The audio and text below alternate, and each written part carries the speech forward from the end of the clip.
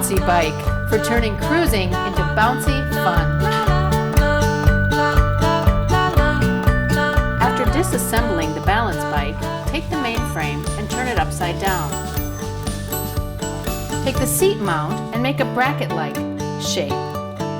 Align the pegs with the third hold from the bottom.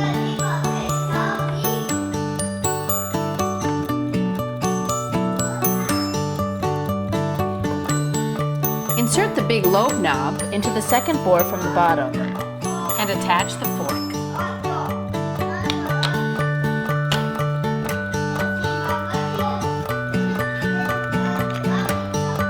Both rear wheel lobe knobs must be in the middle bores.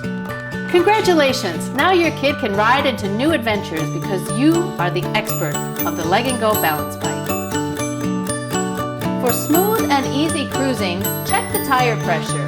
It has to be 1.4 bars and make sure to check it routinely.